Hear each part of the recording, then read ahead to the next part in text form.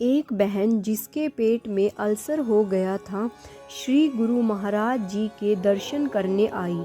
उसने गुरुदेव को अपने रोग के बारे में कुछ नहीं बताया। यकायक गुरुदेव उससे बोले, तू परांठे शरांठे खाती है कि नहीं? ऐसा कर एक बार घी में खूब तल कर गर्मा गर्म परांठे खा। जी, बहन बस इतना ही कह पाई और फिर प्रणाम करके बाहर आ गई। एक बार तो मन में दुविधा उठी। डॉक्टर ने तो मुझे एकदम सादा और फीका भोजन करने को कहा है और महाराज जी मुझे उन्हें बता देना चाहिए था कि मुझे अल्सर है। खैर, गुरु आज्ञा को स्वीकार्य तो करना ही था। बहन ने परांठे खा लिए और अगली बार जब मेडिकल चेकअप के लिए गई तो अल्सर का रुआं तक भी रिपोर्ट में नहीं निकला। यह महाराज जी का दिव्य मजाक था या दिव्य कृपा, या शायद दोनों ही। और एक बार तो गुरुदेव के प्रचारकों का एक दल किसी राज्य में प्रचार करने गया। एक स्थान पर मार्ग बहुत संकरा और उबड़ खाबड़ था। यह केवल साइकिल से ही तय किया जा सकता था। एक स्वामी भैया साइकिल के पीछे भाग में बैठे थे। उन्हें झटके लग रहे थे। कुछ उनका शरीर भी भारी था, इसलिए वे काफ़ी विचलित हो गए। रास्ते भर कमर पकड़ पकड़ कर कभी सड़क कभी व्यवस्थाओं पर टिप्पणी करते रहे। जैसे तैसे रास्ता पूरा हुआ। साइकिल से ज्यों ही उतरे, तुरंत उनका मोबाइल बजा। दूसरी ओर गुरु महाराज जी का अट्टहास के साथ विनोद भरा स्वर, ओ बेटे, साइकिल की यात्रा कैसी रही? आनंद आया ना? यह सुनते ही स्वामी जी के तो सामने का भूगोल घूम गया। ना रोते बना ना हंसते बना। हजारों मील दूर से ही गुरुजी सब देख रहे हैं और फिर फोन मिलाकर मजाक कर रहे हैं।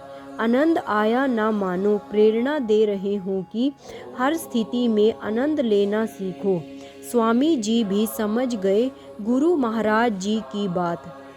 एक बार एक प्रचारक बहन महाराज जी से बात करती हुई कहती है कि महाराज जी, इस इलाके में लोग बहुत मांस खाते हैं, तो फिर क्या हमें अपने सत्संग प्रवचनों में शाकाहार पर बल देना चाहिए? महाराज जी बोले, ना शाकाहार ना मांसाहार, सिर्फ और सिर्फ निराकार। इतना कहकर गुरुदेव ने कसरत ध्वनि पर अट्टहास किया। फिर धीरे से बोले, जिसे निराकार का ज्ञान हो जाता है वह जीव हत्या कर मांसाहार मुख तक नहीं ले जाता।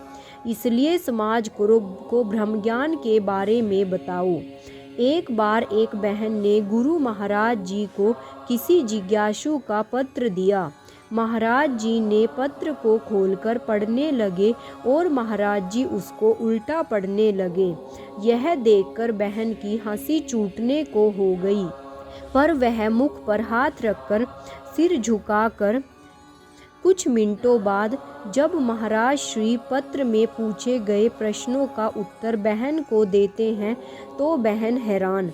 बहन बोली, पर महाराज जी, आप तो पत्र उल्टा पढ़ रहे थे न? महाराज जी बोले हंसते हुए, तो क्या हुआ, पर उसके मन को तो हमने सीधा ही पढ़ा था ना। एक बार एक छोटी सी बच्ची महाराज जी के पास गई। पूछने लगे कि महाराज जी, मैंने अभी 12वीं के पेपर दिए हैं, आगे कहाँ एडमिशन लूँ? यही सवाल वह बार बार पूछ रही थी, पर इसे नज़रअंदाज कर कुछ और ही बात करने लगे। गुरु महाराज जी, बच्ची संकेत को नहीं समझी, अपनी जिद पर रही। तभी गुरु महाराज जी ने एक प्रचारक बहन को बुलाया। वही उस बच्ची से बात करने को कहा। बहन ने आंतरिक प्रेरणा के अनुसार बच्ची से पूछा, और क्या करने की सोच रही हो? बच्ची ने बड़े स्टाइल से अपने प्लान्स को बताना शुरू किया। यह, इसके बाद यह, फिर यह। थोड़ी देर के बाद गुरु महाराज जी ने उन्हें जाने को कहा।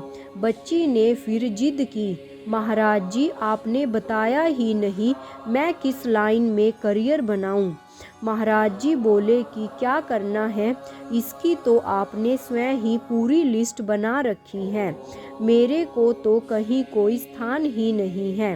इतना कहकर गुरुदेव हंसे और उठकर चल दिए कि अगर एक शिष्य गुरु महाराज जी से कोई आज्ञा लेने जाए तो पहले हमें गुरु की आज्ञा तो सुननी चाहिए कि गुरु उस पर क्या कहते हैं, क्या गुरु का नज़रिया होता है, ना कि हम सिर्फ दिखावे के लिए गुरु महाराज जी की आज्ञा को अपने गुरु महाराज जी के हाँ ना का जवाब लेने जाएं, बल्कि हमें तो गुरु के ऊपर ही छोड़कर रखना चाहिए सब कुछ कि आप ही करोगे।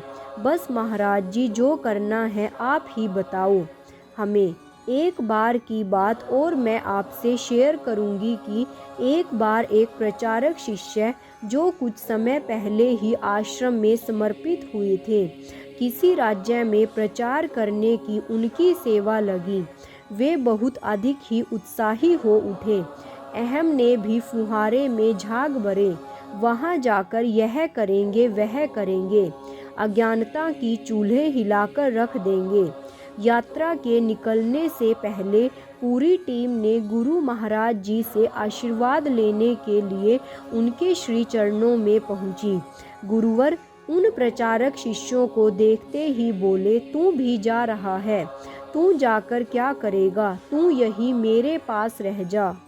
बस शिष्य के मन में उफनी झाग पानी पानी हो गया।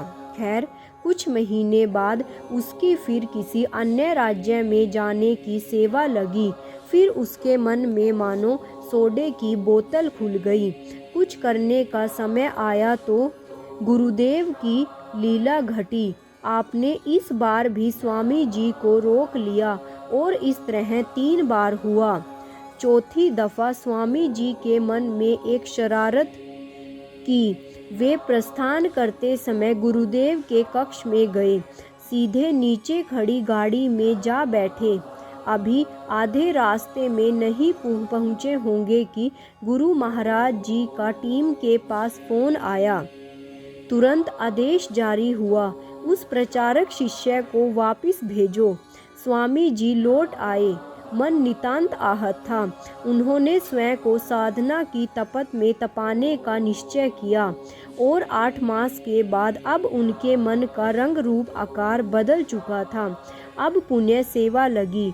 उन्होंने सोचा कि मैं कहाँ प्रचार करने के लायक हूँ, इसलिए बड़े अनमने भाव से सामान पैक किया और प्रचारक और सेवादारों की पूरी टीम ने भी गुरु महाराज जी को प्रणाम किया। इस प्रकार महाराज जी केवल उन्हीं प्रचारक शिष्यों पर पूर्ण रूप से केंद्रित थे। उनसे उत्साहवर्धक स्वर में बोले, तू जा रहा है ना?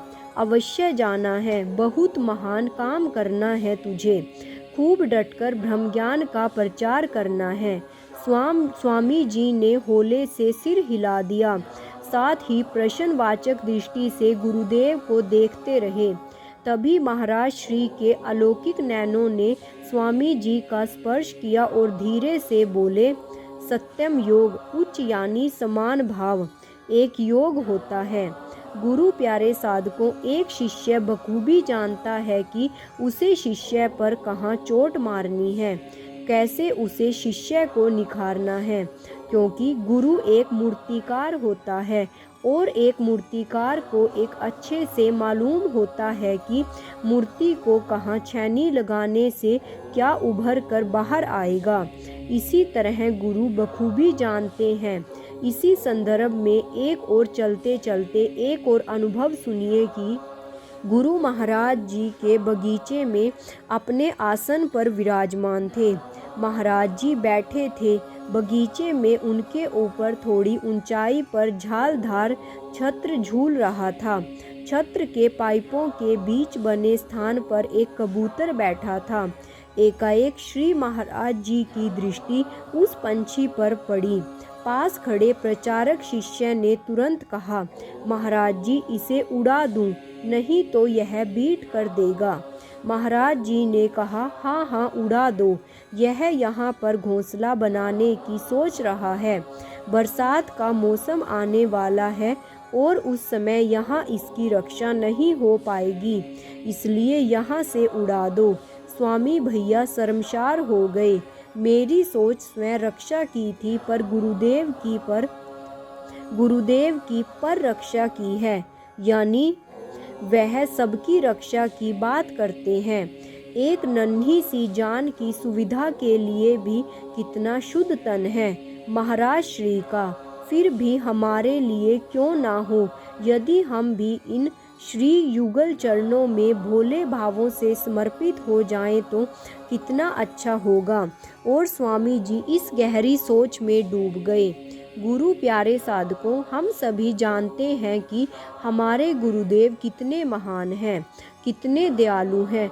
तब भी और हमें तभी तो, अगर दयालु हैं तभी तो हमें इतना महान ब्रह्मज्ञान, बेशकीमती ब्रह्मज्ञान महाराज जी ने प्रदान किया है। हमारे अंदर इस महान ज्ञान को प्राप्त करने का एक गुण भी नहीं था, लेकिन महाराज जी ने बिना किसी परीक्षा के हमें यह महान ज्ञान प्राप्त करके एक मौका दिया है, ताकि हम अपने इस जीवन को बदल सकें और अपने आने वाले सभी जीवनों का उद्धार कर सकें। लेकिन यह तभी संभव है जब हम महाराज जी के द्वारा प्रदान इस ब्रह्मज्ञान का फायदा उठाएंगे, अधिक से अधिक ध्यान साधना करेंगे। इन्हीं सब विचारों के साथ मैं अपनी वाणी को यहीं पर विराम देती हूँ। तो बोलिए श्री सतगुरुदेव भगवान की जय, सच्चे दरबार की जय, आशु पिता भगवान की जय। जय श्री राम।